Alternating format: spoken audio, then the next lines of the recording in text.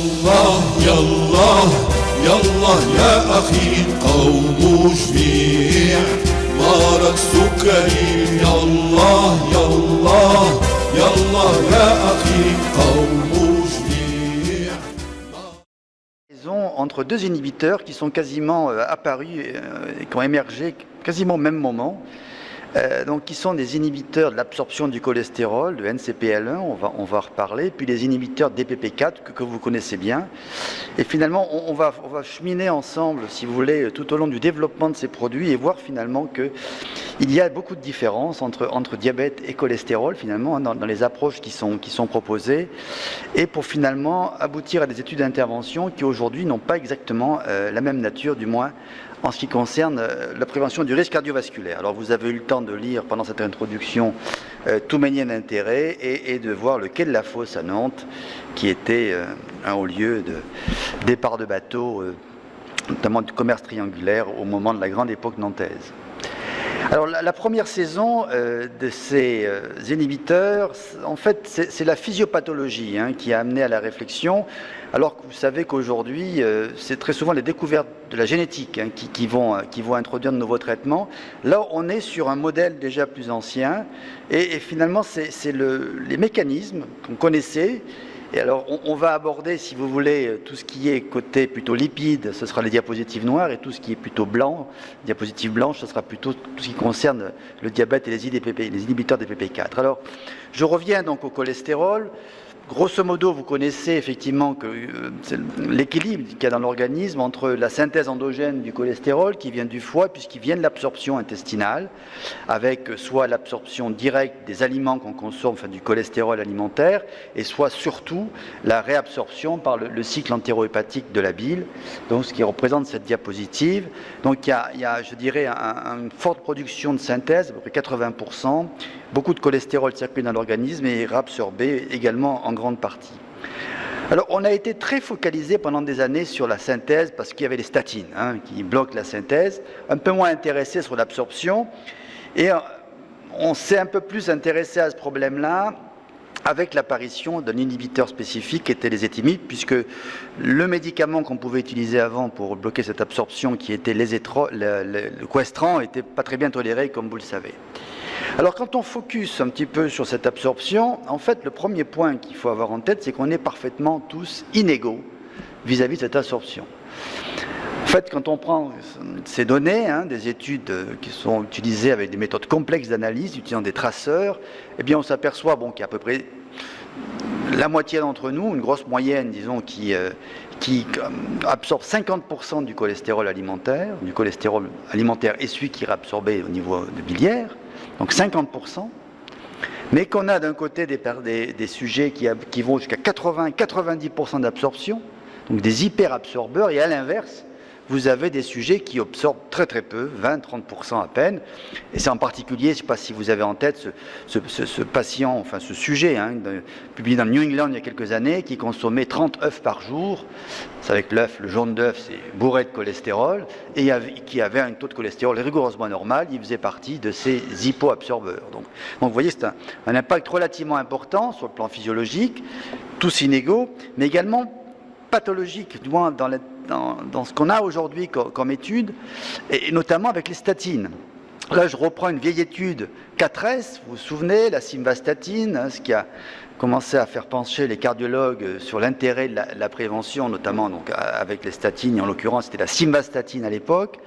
Eh bien, ce qu'on voyait en utilisant des marqueurs peut-être un peu moins, je dirais, précis que les traceurs, je vous montrais tout à l'heure, mais des marqueurs biologiques qui permettent de mesurer l'absorption et la synthèse de cholestérol, eh bien, dans cette étude qui était un sous-groupe de l'étude 4S, ce qui apparaissait clairement, et c'est ce que vous avez à droite, c'est que les sujets qui étaient des hyperabsorbeurs de cholestérol, eh bien, en fait, répondaient beaucoup moins bien aux statines. Et en fait, on constatait en pratique qu'ils n'avaient pas d'amélioration sur les événements cardiovasculaires. Donc c'est un sous-groupe, ces hyperabsorbeurs de cholestérol, qui sont finalement un groupe à très haut risque. Donc l'histoire en était à peu près restée là jusqu'à ce qu'apparaissent les éthymibes, qui est une découverte de hasard. Parce qu'en fait, on ne cherchait pas du tout un produit pour inhiber l'absorption du cholestérol, on cherchait une statine. Et puis, surprise, ça fait baisser le cholestérol, mais pas du tout en inhibant la HMG-CoA réductase, mais en inhibant l'absorption, et on découvre qu'effectivement, on bloque 50% de l'absorption du cholestérol en donnant ce médicament, donc les étimibes ou ésétrol, c'est le nom commercial. Et le truc, enfin le point intéressant, c'est que on avait la molécule, on savait que ça agissait sur le tube digestif, mais ce qu'on ne savait pas, c'était comment. Et en fait, le comment, on l'a découvert après. Et on a surtout découvert le transporteur du cholestérol au niveau intestinal grâce aux médicaments. On ne le connaissait pas avant. Donc ça s'appelle NCPL1, comme Niemann-Pick One Protein, NPCL1. Et donc, qui est le transporteur du cholestérol au niveau de la bordure ambrose, hein, c'est ce que vous montre le diagramme de gauche. Et après, on a pu complètement préciser, redérouler tout le phénomène d'absorption du cholestérol et le métabolisme au sein de l'entérocyte jusqu'à son assimilation complète dans l'organisme, notamment donc, au niveau du pôle basal de l'entérocyte par la formation donc, des chylomicrons. Donc c'était intéressant de voir que finalement on est parti donc, d'un constat, d'une découverte fortuite d'une molécule à une découverte très fondamentale et qui nous a permis donc de mieux comprendre tout un mécanisme.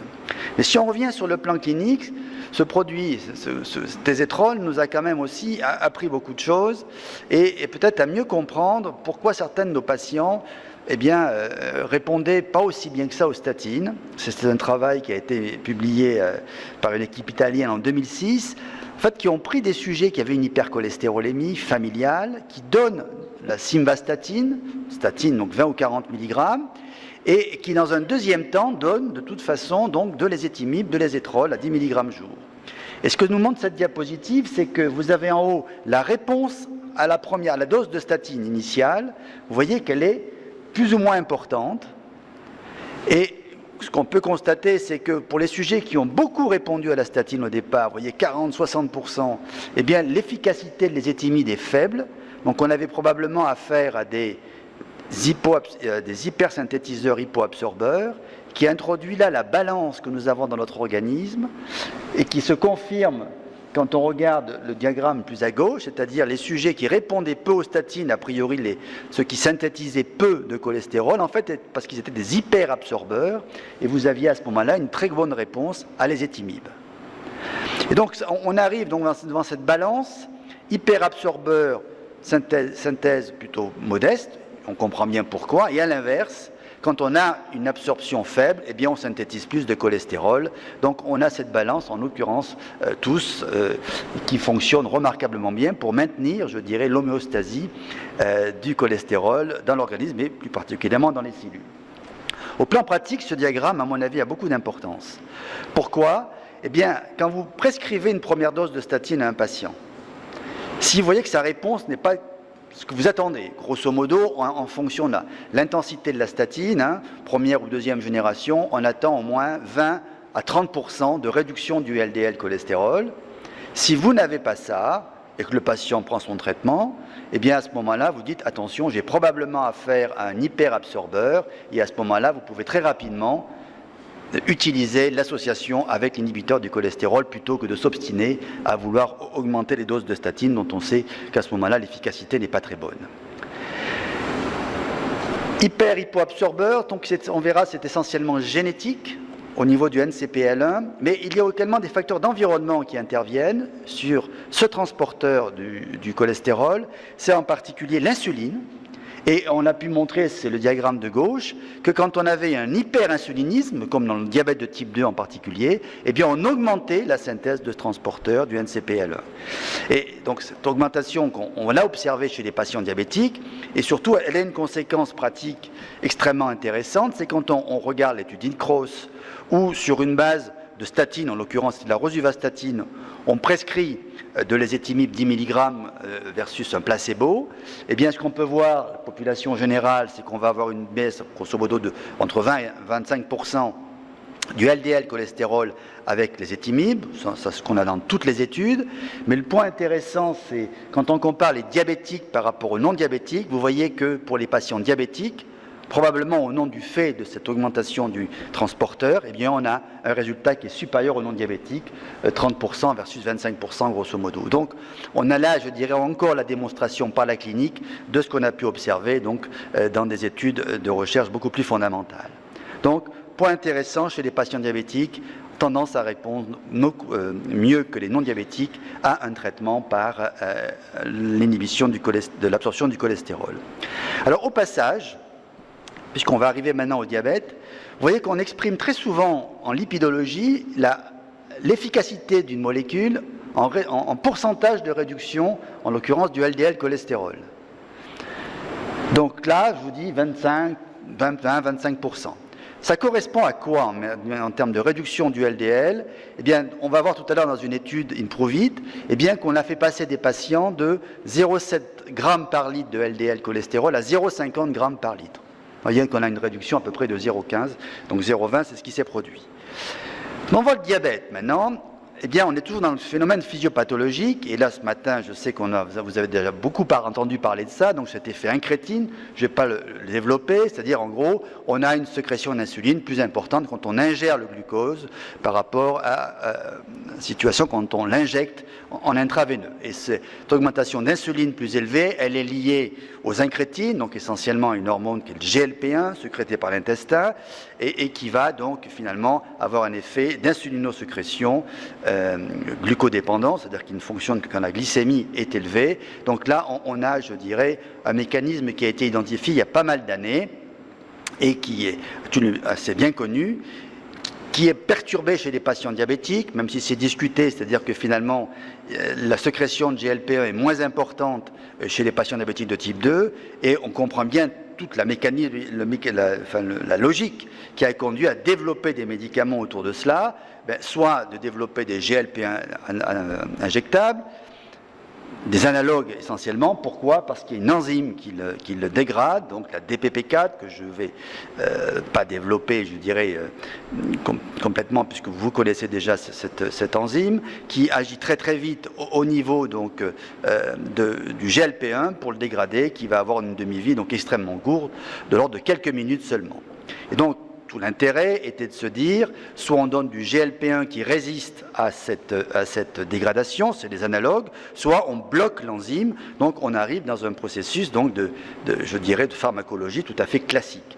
Et donc là, on avait la cible quand on a développé le médicament et la molécule. Alors au passage, j'ai oublié de vous dire qu'effectivement, la conséquence de ce blocage de la DPP4, c'est qu'on va avoir une efficacité supérieure du GLP-1, donc plus d'insulinosécrétion, mais qu'également il y a une action sur le glucagon, vous en avez entendu parler je pense aussi ce matin, et donc on va avoir une réduction du glucagon donc qui est responsable, qui aggrave entre guillemets l'hyperglycémie. Alors, ce qui est intéressant de voir, c'est que, comme je vous le disais, contrairement aux ezetimibe, on a là un mécanisme qui est pas du tout lié au hasard, mais qu'on a été complètement développé. On connaissait la cible, on l'a développé. Donc, on a développé des inhibiteurs de cette DPP4, donc avec des pharmacocinétiques plus ou moins variables en fonction des molécules dont on parle. Mais concrètement, si vous voulez, ça a été donc une action complètement ciblée et dirigée. Au passage, et ce que je trouve très intéressant, c'est que finalement, on est en train de réfléchir à d'autres actions de cette DPP4 et l'intérêt justement du développement des inhibiteurs de la DPP4. On connaît tout ce qui est autour de la glycémie, mais ce qui apparaît aujourd'hui, c'est qu'il y a d'autres rôles de cette DPP4. Elle est beaucoup plus diffuse, c'est une enzyme qui intervient à beaucoup de niveaux pour dégrader des protéines, et aujourd'hui, il y a 2-3 papiers qui viennent de sortir, des belles synthèses, des belles revues sur les rôles notamment de la DPP4, qui est pro-inflammatoire, qui pourrait être de ce fait pro-athérogène, et qui intervient dans des processus immunitaires également, plutôt délétères. Et donc on voit là aussi, à côté de l'effet purement hyperglycémiant de la DPP4, hypoglycémiant des inhibiteurs de la DPP4, on voit d'autres effets, notamment anti-inflammatoires et autres, qui pourraient se développer et qui sont donc particulièrement intéressants à suivre. Alors, l'efficacité de cette molécule, je ne vais pas vous la remontrer, mais vous la connaissez tous, vous l'utilisez tous les jours. Là, je vous montre une étude sur 104 semaines sur des patients qui partaient avec une glycémie relativement élevée. Et vous voyez, donc, on avait un résultat remarquable, puisque avec donc, l'équivalent du Janumet, c'est-à-dire 50 mg de sitagliptine plus 1 g de metformine 2 fois par jour, on avait une réduction de l'hémoglobine glyquée de 2%. Alors là, je parle en valeur absolue. Vous voyez que pour refaire le parallèle avec ce que je vous disais tout à l'heure sur le LDL cholestérol, c'est moins 23% de réduction, donc c'est un beau résultat, sachant qu'en moyenne, finalement, la réduction est plutôt aux environs, je dirais, de 0,7%, et donc on est plus près de 10% de réduction. Donc voilà le décor planté, on a identifié les molécules, on sait qu'elles marchent. Donc on va passer ensuite aux études d'intervention, soit pour la glycémie, la micro-macroangiopathie, soit pour les études pour le cholestérol, sur les études d'intervention de réduction cardiovasculaire. Ça, je dirais, c'était l'approche des années, on va dire, jusqu'à 2000-2010. Aujourd'hui, cette approche-là ne serait pas exactement développée de la même façon, parce qu'il est apparu la génétique et tout l'intérêt justement de tous les développements qu'on a eu autour justement de l'exploration du génome entier, aujourd'hui donc l'équivalent de ce qu'on appelle le GWAS, et puis également ce qu'on appelle les analyses de randomisation mendélienne.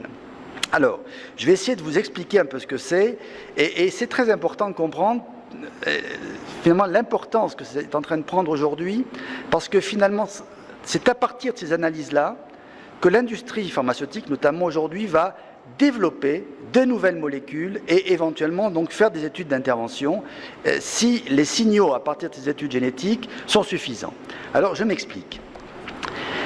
Le premier point qu'il y a eu, ce qu'on appelle le GWAS, c'est-à-dire qu'on a été analyser le génome entier chez des patients coronariens.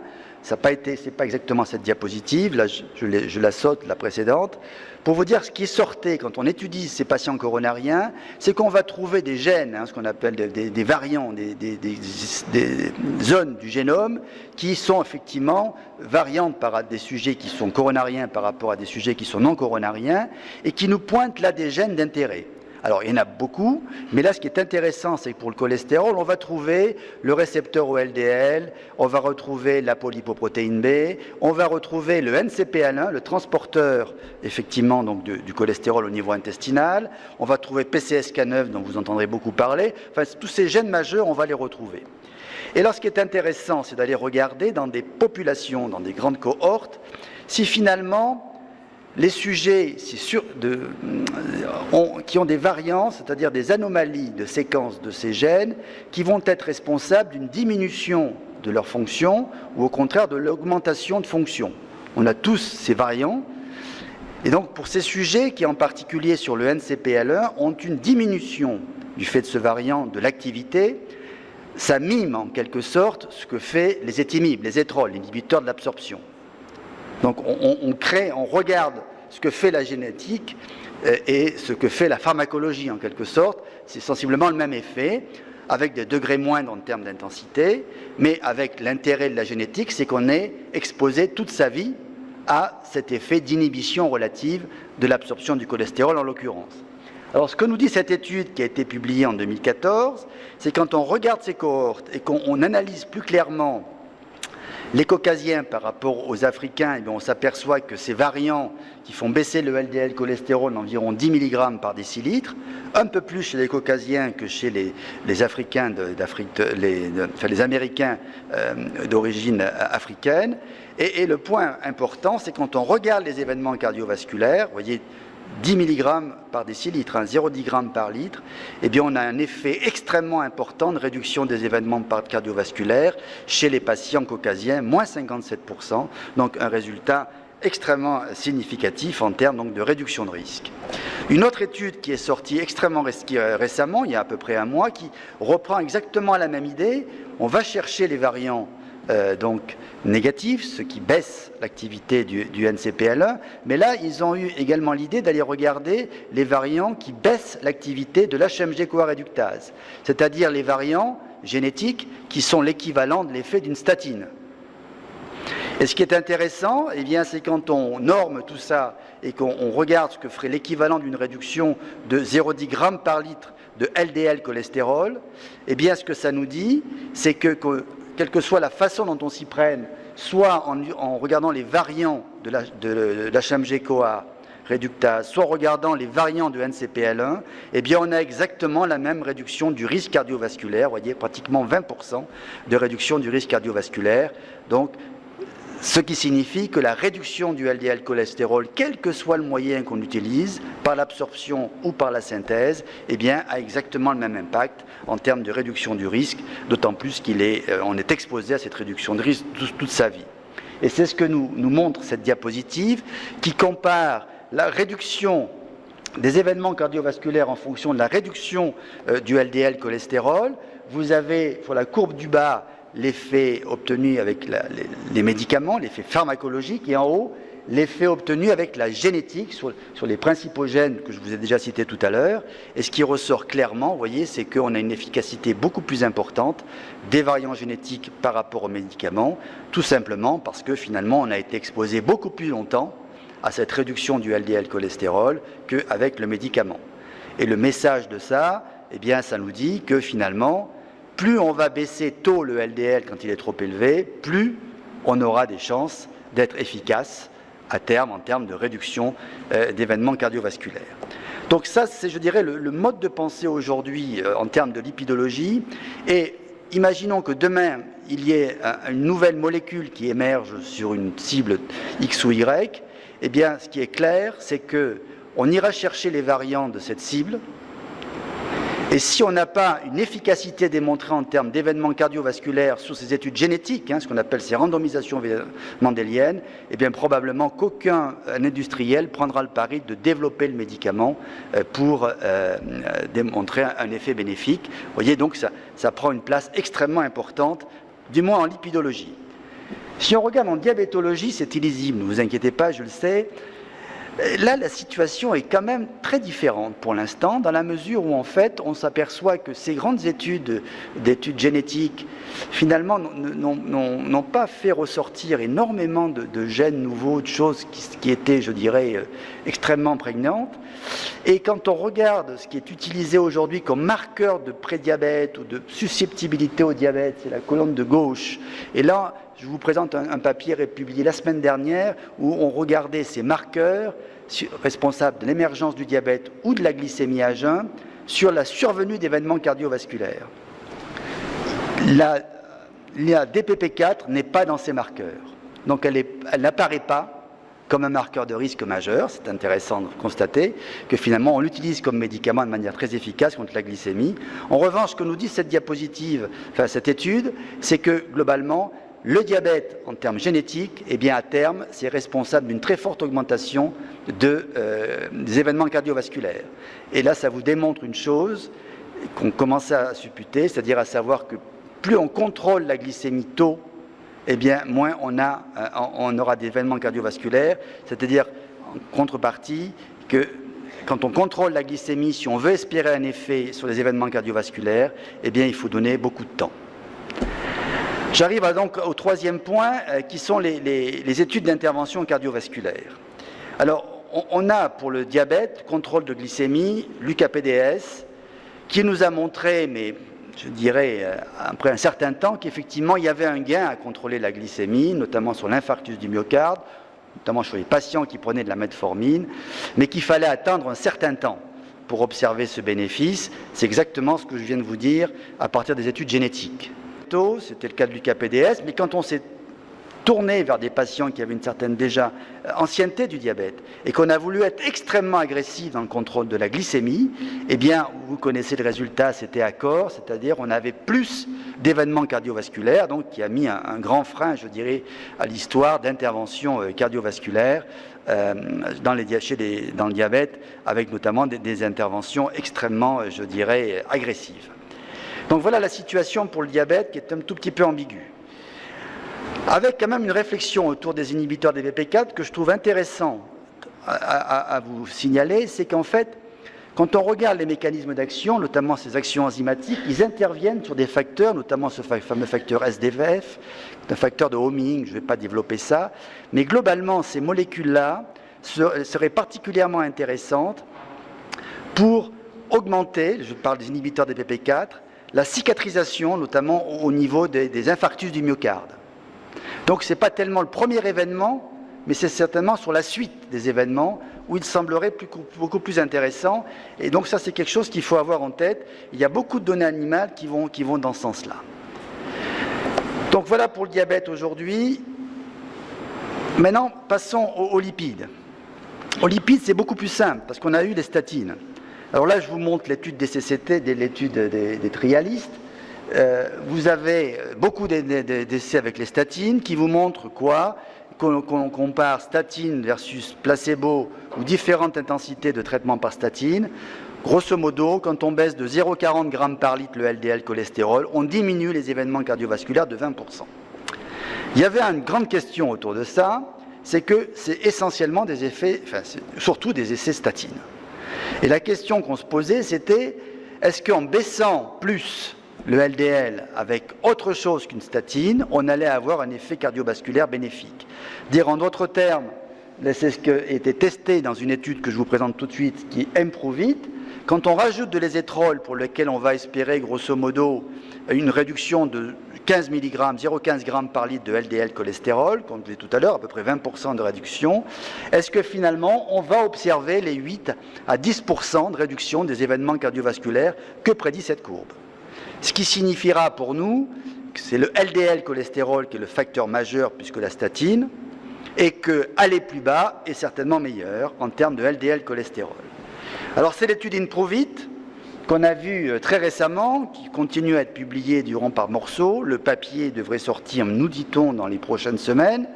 Improve-It, c'est quoi ? C'est une étude en prévention secondaire, on est en post-infarctus immédiat, on randomise les patients, 18 000 patients, simvastatine 40 mg, 40 mg de simvastatine associé à l'ésétrol, les étimides 10, c'est l'INEGI, et puis on va regarder les événements cardiovasculaires sur au moins plusieurs années, jusqu'à ce qu'on en ait 5000 à peu près, et avec une durée d'exposition d'environ 2 ans et demi minimum donc au traitement. Donc une étude tout à fait classique qui a mis du temps à se faire et qui a nécessité beaucoup de patience parce que la puissance était changée en fonction de l'intensité des traitements associés qui pouvaient être donnés. Voici les critères que je ne vais pas vous développer, très cardiologiques, il n'y a rien de particulier, sauf que les patients à l'inclusion pouvaient être traités par statine ou ne pas l'être, et qu'on acceptait d'inclure les patients traités par statine quand ils avaient un LDL cholestérol à 0,7. Vous voyez qu'on allait très très bas dans l'inclusion en termes de LDL cholestérol. Voilà le résultat qu'on a eu en termes de réduction des lipides. Le LDL cholestérol chute, comme attendu, vous voyez qu'on a une réduction de 0,15 g par litre et que les sujets dans le groupe traité sont à 0,50 g. 0,50 g. Les autres sont à 0,7 g, grosso modo, ils sont au niveau des recommandations actuelles. Voilà le résultat. Eh bien, on a un effet significatif. Les cardiologues se sont levés en disant « enfin une étude positive », c'est vrai. Donc on a une réduction des événements, vous voyez, qui est à peu près donc, de 8%, et on a à peu près 50% à traiter pour éviter un événement pour le critère primaire, qui est détaillé en dessus, donc qui est là donc, les morts cardiovasculaires, les infarctus du myocarde, l'angor instable, les réhospitalisations et les revascularisations. Donc on a un effet là, en intention de traiter qui est très net. Quand on regarde les patients qui ont pris efficacement, réellement le traitement durant tout l'essai, vous voyez qu'on diminue le nombre de patients à traiter, c'est plus efficace. On en est à 38.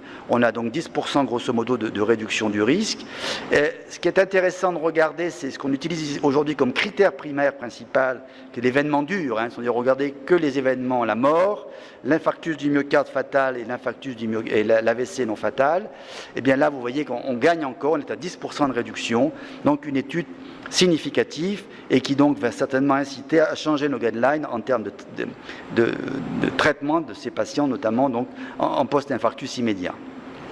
Un des points intéressants qui a été développé très récemment, c'est de regarder la récurrence des événements après le premier événement qui est pris comme élément de jugement donc pour le critère principal.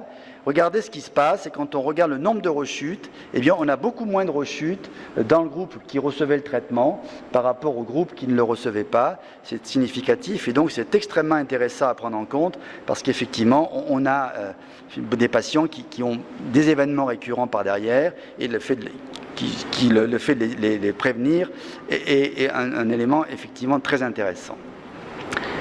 Quand on regarde les sous-groupes, il faut prendre ça actuellement avec précaution. Quand on regarde les sous-groupes, il y a un groupe qui a particulièrement bien fonctionné en termes de réduction d'événements, c'est les patients diabétiques.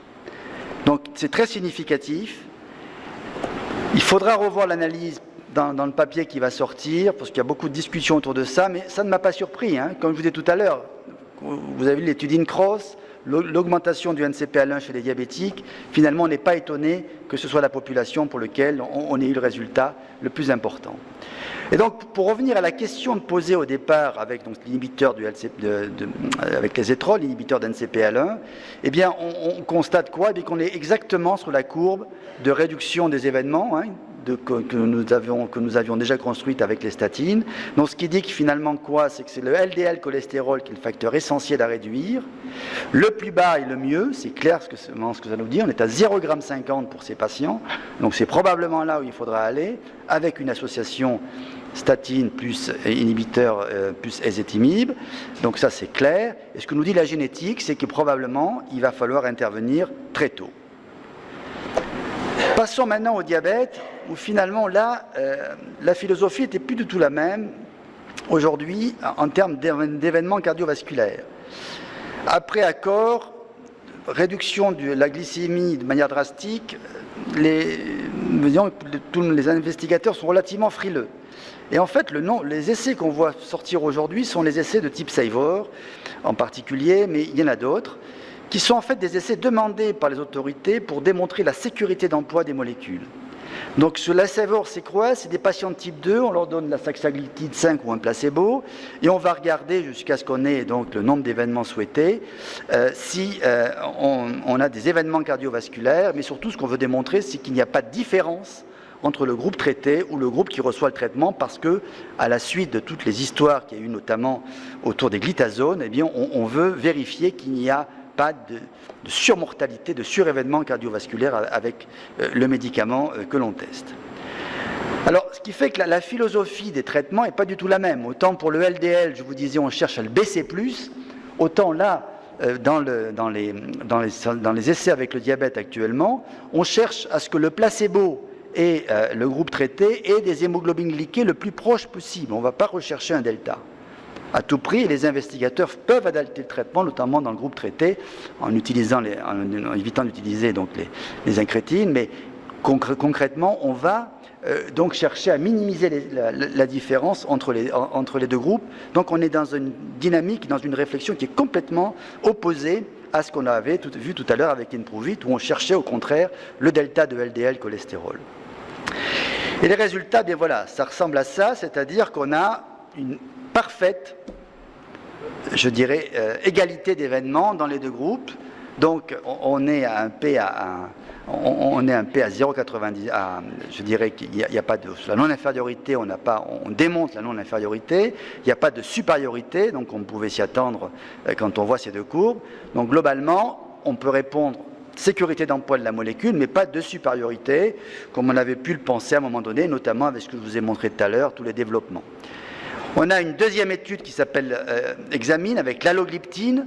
Là, on était en prévention essentiellement secondaire, tardive pour SAVOR. Là, on est en post-infarctus immédiat, comme dans Improvit. Et bien là, vous voyez, pareil, absolument aucun effet, je dirais, de supériorité, mais on a toujours pareil, donc non-supériorité, donc match nul entre les deux molécules, donc sécurité d'emploi complètement démontrée.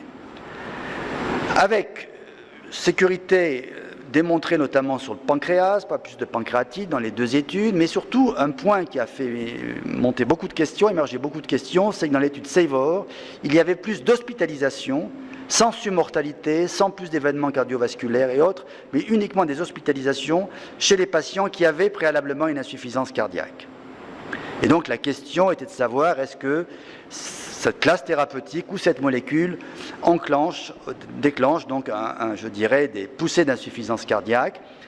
Pour l'instant, la question reste un tout petit peu ouverte. Il est possible qu'il y ait plus d'hypoglycémie qui ait expliqué ces événements. Je n'ai pas le temps de développer ça. Mais ce qui est clair, c'est que l'étude TECOS qui arrive donc avec la saxagliptine, publiée la semaine prochaine, du moins la semaine d'après, à l'ADA, permettra d'y voir encore plus clair. Donc c'est une étude donc, qui est sur le même modèle que les deux que je viens de vous présenter. 1400 sujets, des diabétiques de type 2, prévention secondaire sur 5 ans. On va tester la saxagliptine contre le placebo sur la sécurité d'emploi. On a déjà les résultats préliminaires, puisqu'on a eu un communiqué de presse qui nous dit qu'on a les mêmes résultats, a priori, sécurité confirmée, c'est-à-dire que les deux courbes doivent être l'une sur l'autre, pas de supériorité, donc critère de non-infériorité confirmé, et pas d'événements secondaires majeurs, notamment, il n'est pas rapporté d'insuffisance cardiaque, donc il va falloir voir les données de plus près, mais concrètement, donc on peut être, je pense, parfaitement rassuré sur l'utilisation de ces molécules, si on avait eu un doute à un moment donné. Donc pour conclure, vous voyez que je me fais ce parallèle un peu osé, c'est pas simple à faire finalement, deux pathologies, deux molécules, deux inhibiteurs de la même génération si je peux dire, mais deux trajectoires complètement différentes. Pour l'un, l'inhibition d'absorption du cholestérol, eh bien, la conclusion, c'est le LDL cholestérol est toujours superstar, c'est clair. Le plus bas, le plus tôt possible, il faut baisser. Et que le contrôle digestif est aussi efficace pour réduire le LDL cholestérol, du moins en termes de réduction d'événements cardiovasculaires, à réduction de LDL cholestérol, donc sur la réduction des événements. Les deux approches sont bien sûr complémentaires, comme je vous l'ai démontré et surtout montré donc, avec l'étude IMPROVIT. Quant au contrôle glycémique, eh bien, il est bien sûr facilité avec les inhibiteurs de la DPP4, donc qui sont, je dirais, ce contrôle glycémique, personne ne discutera que c'est un facteur essentiel pour la prévention de la microangiopathie. Donc on aimerait quand même voir des études avec ces nouvelles molécules sur ce point spécifique. Et puis la sécurité cardiovasculaire de ces molécules donc, est clairement démontrée. La question reste toujours en suspens. Est-ce que baisser la glycémie a un effet préventif des événements cardiovasculaires? La génétique nous dit oui, probablement, mais la pharmacologie, pour l'instant, ne nous a pas encore donné la réponse. Je vous remercie.